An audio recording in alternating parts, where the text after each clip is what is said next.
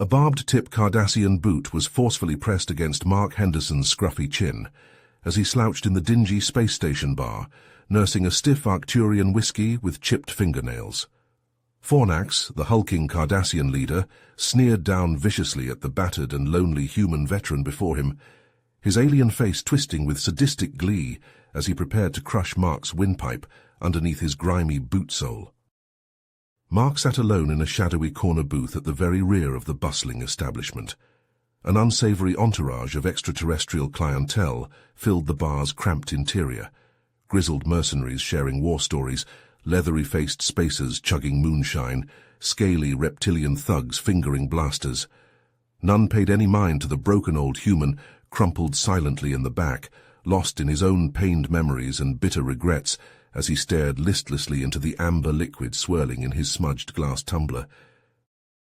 Fornax and 4 burly Cardassian goons had swaggered into the bar just moments earlier, their entrance immediately commanding wary attention from the gathered riffraff. Mark didn't even bother looking up as heavy boots stomped nearer until the leading Cardassian's gruff voice growled out loudly for all to hear. Well, look here, boys. A human still breathing. Thought we'd wiped out all you pests ages ago." Fornax smirked cruelly, his piggish eyes glinting. "Last I checked, you vermin went extinct after that little tussle we had with your kind. Some skirmish you called the Void War, was it? Pathetic.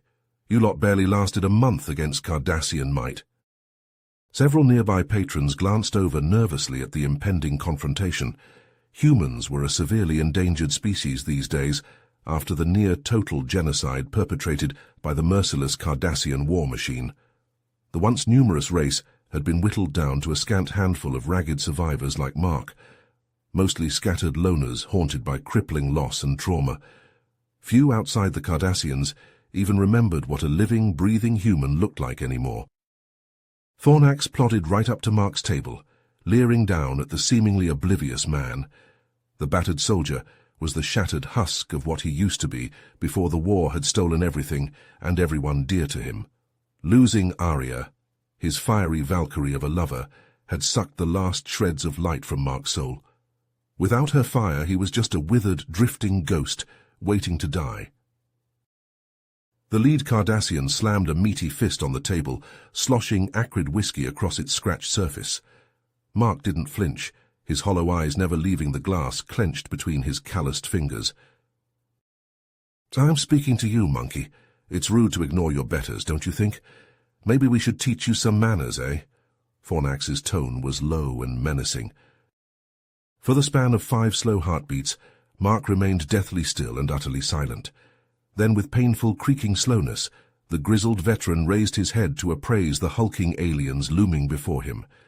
His eyes were pure ice as he rasped in a gravelly whisper, "Go away, I'm not looking for trouble tonight." Fornax threw back his head and laughed, the sound ugly and mocking. "Trouble? You don't know the meaning of trouble, primate. Not yet." The Cardassian suddenly seized Mark by the collar, effortlessly hefting the unresisting man high into the air. Hooting and cheering erupted from the watching crowd as the showdown escalated. Without Arya, nothing had meaning anymore. Mark knew this was where his lonely, bitter journey would finally end. Part of him welcomed the coming darkness. But then, like a stroke of divine light from the heavens, a painfully familiar voice rang out above the roaring din, freezing Mark's heart dead in his chest. It wasn't possible. It couldn't be. And yet. "Put him down." The voice, her voice, cracked like a plasma whip, silencing the clamoring bar into a state of shock. Fornax went rigid, Mark's collar still clenched in his giant fist. The Cardassian's murderous eyes snapped towards the bar's entrance. There, framed in the circular doorway with ethereal light haloing her athletic silhouette, stood Arya. Mark's Arya. His lover, his angel, his reason for being. The woman he'd thought dead for over a decade. Her piercing eyes flashed dangerously as she leveled a military-grade pulse rifle at Fornax's scaly head. The watching crowd collectively gasped. Fornax's slack-jawed soldiers fumbled for their blasters, too late. "I won't repeat myself, slag sucker.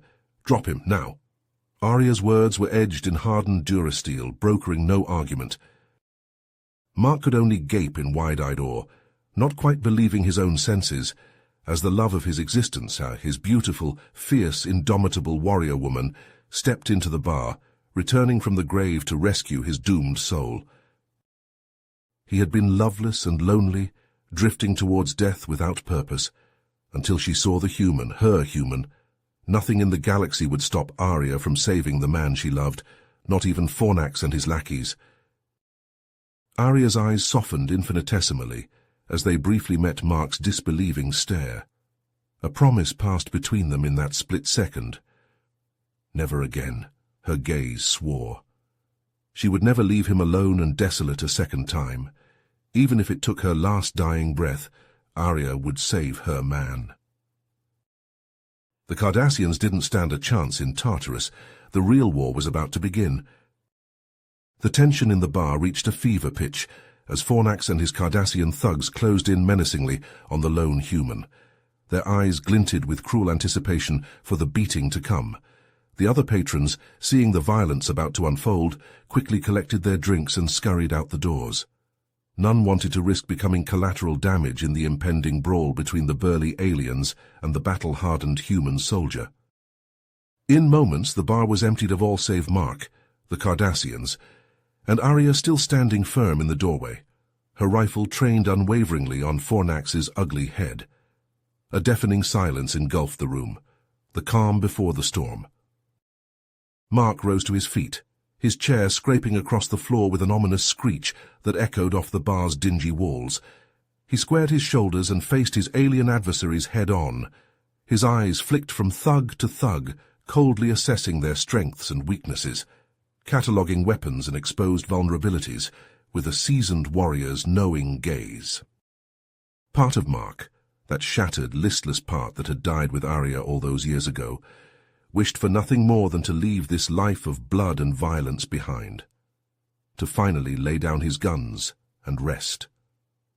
But a deeper, older part of him, the part forged in the unending Void War, tempered in the hellish crucible of watching his species burn, stirred to fiery life at the Cardassians' goading.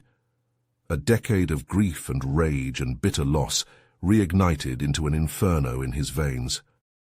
Fornax threw the first punch, a meaty fist hurtling straight at Mark's grizzled face, but the old soldier was no longer there.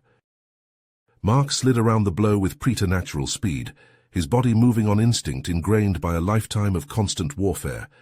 As he dodged, he snapped out a lightning-fast kick that caught Fornax hard in the gut. The Cardassian folded like a spent ration pack, wheezing. Then the brawl erupted in earnest. Mark became a whirlwind of deadly motion, his hands and feet lashing out with brutal efficiency. He moved with the lethal grace of a dancer, every strike perfectly placed to inflict maximum damage. Bones crunched, scales split. Cardassian blood splattered the floor. But Mark was only one man against 5. Even with Arya's rifle picking off any alien stupid enough to present her with a clear shot, the odds were badly stacked. Fornax and his boys quickly regrouped and pressed their advantage of numbers. Clawed fists and clubs hammered at Mark from all sides. He ducked and wove between the blows, turning his attackers' strength against them, sending them crashing into tables and smashing through chairs with their own momentum. But he couldn't dodge them all. A jagged bottle caught Mark across the face, opening a deep gash along his cheek. A booted foot cracked against his knee, sending hot shards of agony lancing up his leg. He stumbled, going down to one knee. The Cardassians howled in bloodthirsty glee. They had the human now. Mark surged back to his feet with a roar just as a shrill klaxon split the air, freezing the combatants in their tracks. The station's security forces, drawn by the sounds of violent brawling, were closing in fast. Heavy boots pounded down the corridor outside. Mark cursed under his breath. This was a neutral station, a rare sanctuary where all races were supposed to tolerate each other's presence, no matter how loathsome. Brawling with Cardassians here could get him blacklisted from half the spaceports in the sector. And with his face already in the system for public violence, finding legitimate work to get by would become damn near impossible. The grizzled soldier made a split-second decision, as the security team's shouts grew louder just beyond the bar's entrance. Snatching up a dented metal serving tray, Mark lunged at Fornax and cracked it against the brute's skull with all his strength. The Cardassian's eyes rolled back in his head and he dropped like a felled tree. Then Mark was moving, vaulting over the unconscious alien and sprinting for the rear exit. Arya laid down a barrage of covering fire, driving back the remaining thugs. Mark plunged through the door and into the space station's labyrinthine service tunnels, just as the security team burst into the bar, barking orders. His heart jackhammered in his chest, adrenaline sizzling through his veins. He ran, taking turn after turn, his mind racing to visualize the station's layout.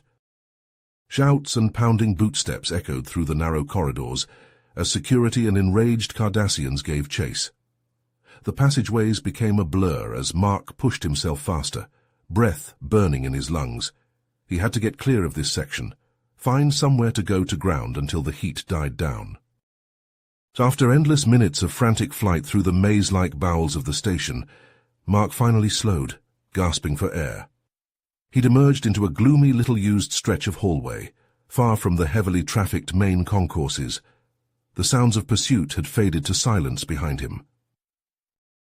Mark sagged against the grimy wall, his chest heaving as he fought to steady his breathing. Wincing, he prodded at his injuries, assessing the damage. Nothing too serious, thanks to his genetically enhanced healing and resilience, one of the few gifts from the war. As the rush of battle drained away, the magnitude of what had just happened crashed over the battered human. Arya was alive. Arya was here. After a decade of thinking his love was dead, of barely existing as a shattered shell of his former self, his fierce warrior woman had walked back into his life and saved him. Again, just like she always had.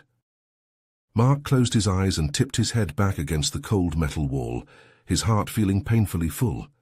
He didn't know how or why Arya had survived when every other human in the Orion Spur was dead. Right now, he didn't care.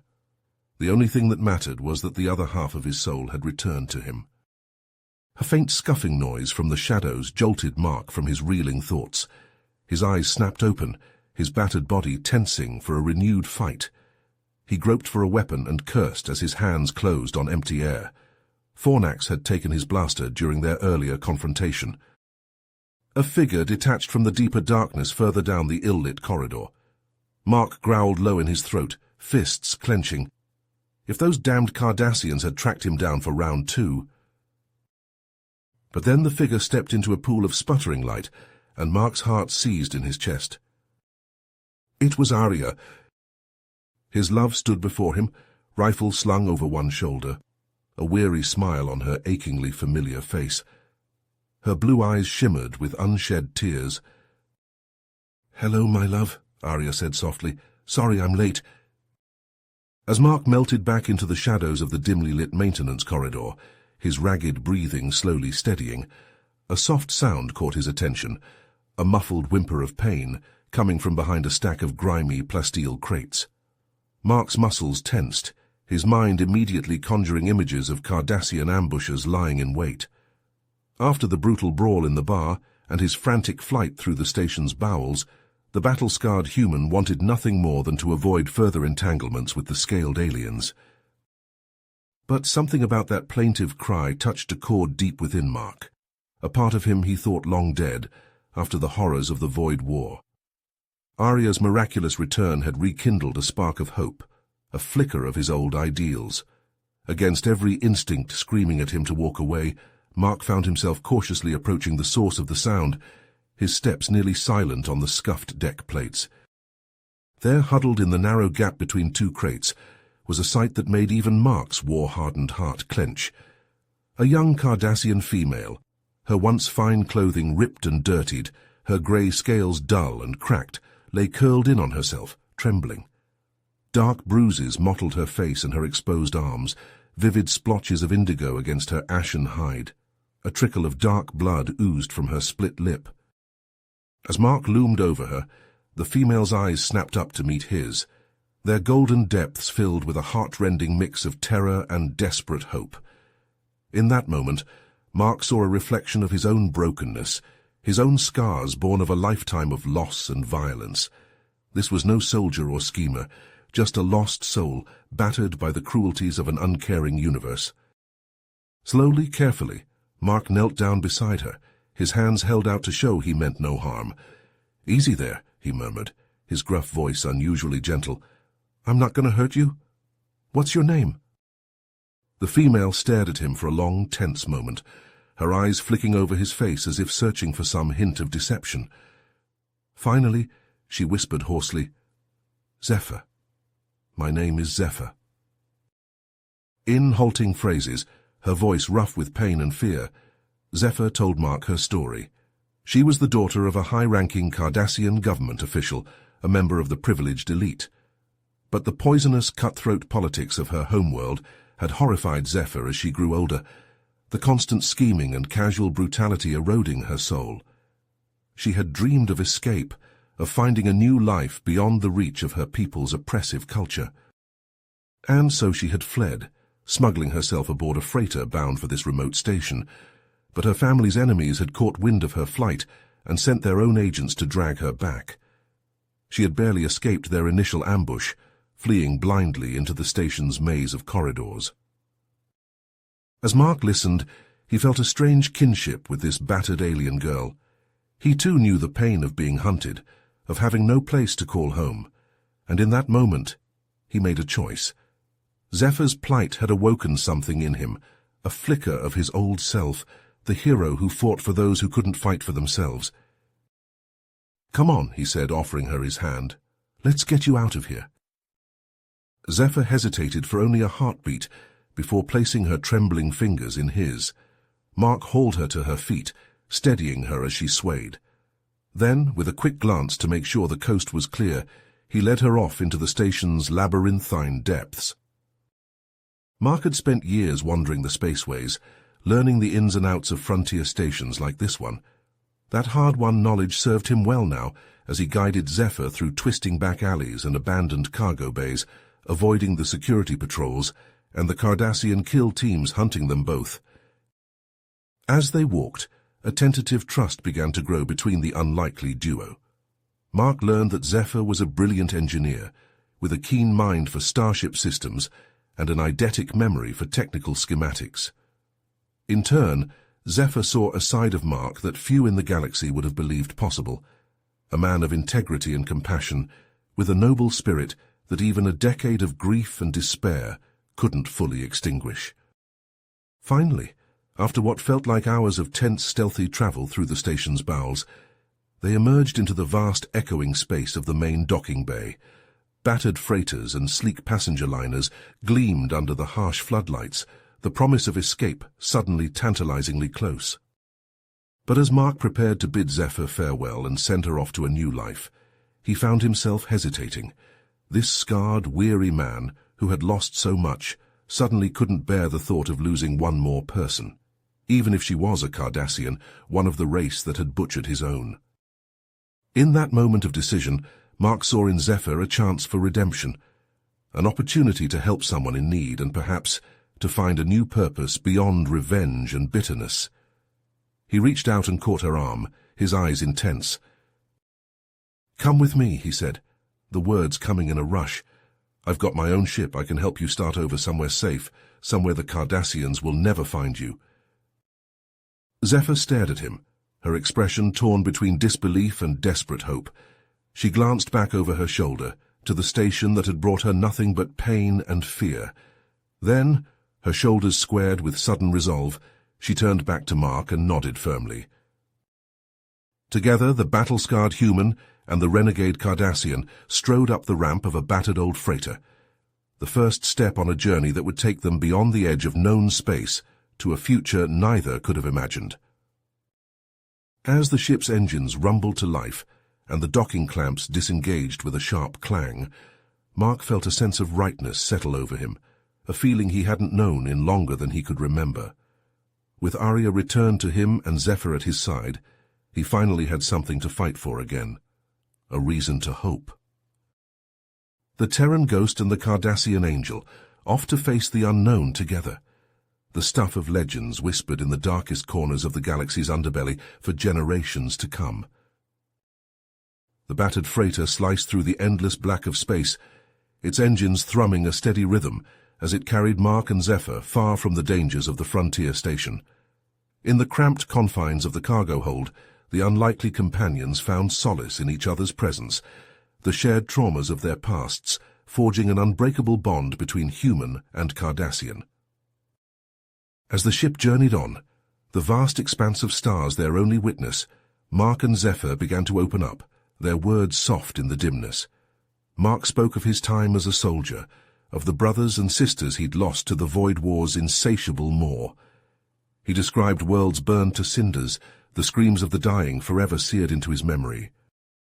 In turn, Zephyr painted a picture of life as a Cardassian elite, the wealth and power that came at the cost of her soul. She spoke of her father's cruelty, his obsession with status, driving him to commit unspeakable acts, and she shared her dreams of escape, of finding a place where she could be more than just another cog in an oppressive machine. With each passing day, the walls they'd built around their hearts crumbled a little more. Mark's gruff exterior softened as he took Zephyr under his wing, teaching her to defend herself with the same techniques that had kept him alive through countless battles. He showed her how to anticipate an opponent's moves, to use their own strength against them. Under his guidance, Zephyr blossomed, her natural grace and agility transformed into a potent weapon. In return, Zephyr shared her brilliance, her keen mind dissecting the ship's aging systems and finding ways to coax more speed and efficiency from the outdated technology. Together, they worked to upgrade the freighter, their skills complementing each other perfectly. As they labored side by side, hands working in perfect sync, something deeper than friendship began to grow between them. But the galaxy was a dangerous place for two lost souls. Somewhere in the vast darkness between stars, a band of ruthless pirates caught the freighter's ion trail. The marauders swooped in like vultures, their ships bristling with illegal weapons. Warning shots hammered the freighter's shields, the deck shuddering beneath Mark and Zephyr's feet. Mark's mind raced, strategies and tactics flashing through his thoughts as he pounded the navigation console, desperately searching for an escape route. Zephyr's fingers flew over the engineering controls, her scales flushed dark with adrenaline as she poured every ounce of power into the straining engines. The pirate ships closed in, their cannons hungry for blood, but they had underestimated their prey. At the last possible second, Mark wrenched the freighter into a dive, aiming for a dense field of tumbling asteroids. The pirates, caught off guard, scrambled to follow. What followed was a deadly game of cat and mouse, the freighter weaving and dodging through the chaotic dance of spinning rocks, the pirate ships struggling to keep up. Mark flew like a man possessed, his reflexes honed by years of combat, while Zephyr pushed the ship's systems to their limits, squeezing out every last drop of speed and maneuverability. Against all odds, they emerged victorious, leaving the frustrated pirates far behind. As the adrenaline faded, Mark and Zephyr collapsed into each other's arms, giddy with relief and something more. In that moment, the human and the Cardassian realized just how much they had come to mean to each other. But even as they celebrated their escape, doubt crept into Mark's heart. He looked at Zephyr, her golden eyes shining with joy and affection, and felt the old fear rising up to choke him. He had lost so much, seen too many loved ones ripped away by the cruel talons of fate. Could he risk caring for someone again, knowing the pain it could bring? Zephyr too wrestled with unfamiliar emotions. Her life had been one of cold ambition and calculated maneuvering, the thought of genuine connection an alien concept, and yet with Mark she felt a sense of belonging, of rightness, that both exhilarated and terrified her. As the freighter approached the remote colony that was to be their sanctuary, the questions hung heavy in the recycled air. They had come so far together, two wounded souls finding solace in each other's company. But as they prepared to step out into a new life, they couldn't help but wonder, were they ready to take the next step into the unknown? The narrator's voice carried a hint of melancholy as it posed the question, leaving the answer tantalizingly out of reach. The narrator's voice took on a grave tone, as he revealed that as Mark and Zephyr approached the remote colony, their ship's comm system crackled to life with an urgent distress signal from a nearby planet. The message was garbled and filled with static, but the desperation in the sender's voice was clear. A group of settlers, their homes under siege by a ruthless band of Cardassian raiders, were pleading for immediate assistance. Mark's jaw tightened as he listened to the distress call, his eyes hardening with a familiar resolve. The old soldier knew he couldn't ignore the settlers' plight, not when he had the skills and the means to help. His sense of duty, ingrained by years of fighting for the lost and the helpless, wouldn't allow him to turn a blind eye. Zephyr, her own expression torn, met Mark's gaze. Part of her longed to continue their journey, to leave the violence and the danger behind and start anew. But a deeper part, the part that had grown and flourished under Mark's guidance, knew that she couldn't stand idly by while innocents suffered. Her loyalty to Mark and to the principles he embodied was stronger than her fear. With a wordless nod, Zephyr joined Mark as he plotted a course for the besieged planet. They both knew the risks, the danger they were flying into, but they also knew that together they could face whatever challenges lay ahead. As their ship descended through the planet's atmosphere, the scars of conflict became all too clear. Pillars of black smoke rose from burning homesteads, and the distant rattle of weapons fire echoed across the rugged landscape. Mark guided the vessel towards the heart of the battle, his hands steady on the controls. The ship touched down amidst a scene of utter chaos. Raiders in Cardassian armor rampaged through the small settlement, their weapons spitting deadly bursts of plasma. Terrified settlers fled before them, desperately seeking shelter from the onslaught. Mark and Zephyr leapt from the ship, their own weapons already in hand. They charged into the fray, their movements perfectly synchronized, a testament to the bond they had forged through shared hardship and unwavering trust. The battle was brutal and unrelenting. Mark and Zephyr fought back to back, their skills and determination pushed to the limits as they faced wave after wave of Cardassian raiders. Mark's rifle barked with deadly precision, each shot finding its mark with grim efficiency. Zephyr's lithe form danced through the chaos, her own weapon flashing as she dispatched foes with a grace that belied her lethality. But even their combined prowess couldn't shield them entirely from the fury of the Cardassian onslaught. In a heart-stopping moment, a blast from a raider's weapon found its mark, searing through Zephyr's shoulder with a hiss of vaporized flesh. She cried out in agony, her weapon clattering to the ground as she clutched at the wound. Mark, his heart seizing with dread, lunged to her side. A terrible rage, born of desperation and the fear of losing her, surged through his veins. With a roar of primal fury, he launched himself at the remaining raiders, his rifle forgotten as he tore into them with nothing but his bare hands and a lifetime of hard-won combat skills. The narrator described the carnage that followed as a terrible sight to behold. Mark moved like a force of nature, his every blow fueled by the depth of his love for Zephyr and the agonizing thought of a universe without her in it. Raiders fell before him like wheat before a scythe, their armor and their bones shattering under the onslaught of his grief-stricken wrath. In the battle's aftermath, as the last Cardassian drew a ragged final breath, Mark staggered to where Zephyr lay, her life hanging by the slenderest of threads. He cradled her in his arms, his heart breaking as he watched the light in her eyes flicker and dim. With the settlers' help, Mark carried Zephyr to the colony's medical facility, a desperate prayer on his lips. The doctors worked frantically to stabilize her, to knit together the grievous wound that threatened to steal her away. And all the while, Mark maintained a constant vigil at her side, his hand clutching hers, his very soul willing her to fight, to come back to him. Hours turned into days, and still Mark refused to leave her. He barely slept, barely ate, his entire being focused on the rise and fall of her chest, on the faint pulse that beat beneath her scaled skin. The narrator spoke of the war that raged within him, hope and despair locked in a ceaseless battle for dominance. And then, when Mark had nearly lost all faith, Zephyr's eyes fluttered open. She was weak, her voice a mere whisper, but she was alive. Tears of pure relief coursed down Mark's cheeks as he held her close, his heart near to bursting with the force of his love for her. In that moment, The words that had gone unspoken for so long finally spilled from his lips. He told her how much she meant to him, how the thought of losing her had nearly destroyed him. And Zephyr, her own eyes glistening with emotion, confessed that she felt the same way, that Mark had become her anchor, her guiding light in a galaxy that had once seemed so cold and merciless.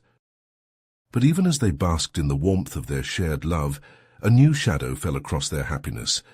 The narrator revealed that the raiders they had fought were merely the vanguard of a much larger Cardassian force, a force that was now aware of Zephyr's presence on the planet and her betrayal of her own kind.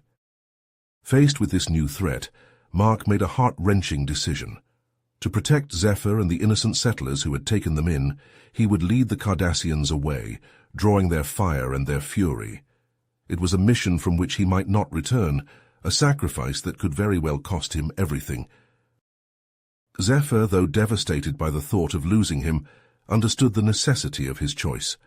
She knew that Mark's honor, his unwavering commitment to those in need, was an integral part of the man she loved, and so, with a heavy heart, she accepted his decision. In a final, bittersweet moment, alone in the medical bay, Mark and Zephyr clung to each other, their lips meeting in a kiss that held all the love and longing they had ever felt. It was a kiss of promise and of farewell, a silent vow that no matter what the future held, their hearts would forever be entwined.